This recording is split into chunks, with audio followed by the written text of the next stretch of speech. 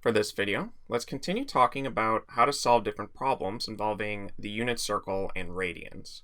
So in this particular problem, we need to figure out what the value of the y-coordinate of point A is. And just as a reminder, any point on the unit circle, the x and y values we figured out were the cosine of the angle and the sine of the angle for the x and y respectively. But one important thing to remember is that this angle theta is measured from the positive x-axis. So if we want to figure out the y-coordinate of this point, we know the x-coordinate would just be the cosine of theta and the y-coordinate is the sine of theta, but we need to figure out what that angle is measured from the positive x-axis all the way to this point A.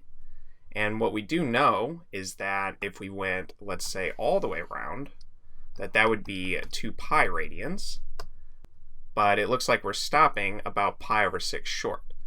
So this angle right here should be 2 pi radians, but we're going to subtract pi over 6 radians from it.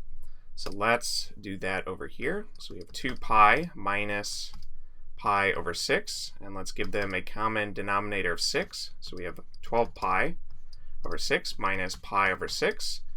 So our final result here would be 11 pi over 6 radians. So this angle here, measured from the positive x-axis, is this 11 pi over 6 radians. So the y-coordinate of point A, we can write as a sub y, would just be the sine of that angle, that 11 pi over 6. And for these particular exercises, this is really all the question is asking for. And there are ways to actually evaluate this sine value, but we'll get to that in a later video. So let's now move on to a second problem, very similar to this. So this one, we need to know which of the coordinates is equal to the cosine of 2 pi over 3. So remember that when looking at any coordinate point, that the x value is the cosine of that angle and the y value is the sine of that angle. And again, we're measuring that angle from this positive x-axis here. So essentially, we need to figure out how far along our circle is this 2 pi over 3 radians.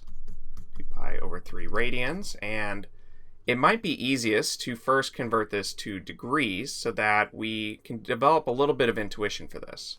So if we want to convert this, we know that 2 pi radians is equal to 360 degrees, and essentially we want to solve for 1 radian. So if I divide everything by 2 pi, then I'll find that 1 radian is equal to 360 degrees over 2 pi.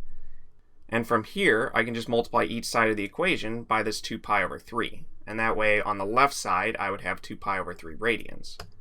So when I do that, I get 2 pi over 3 radians is equal to 2 pi over 3 times 360 over 2 pi. And it looks like the 2 pi's cancel out, and 360 degrees divided by 3 would be 120 degrees. And we know that if we go a quarter of the way around, that this is 90 degrees, and if we go halfway around, that this is 180 degrees, so our angle would be between these. And the only point that's between 90 and 180 would be this coordinate B. So which of the coordinates is equal to the cosine of 2 pi over 3? That would be the x-coordinate on point B.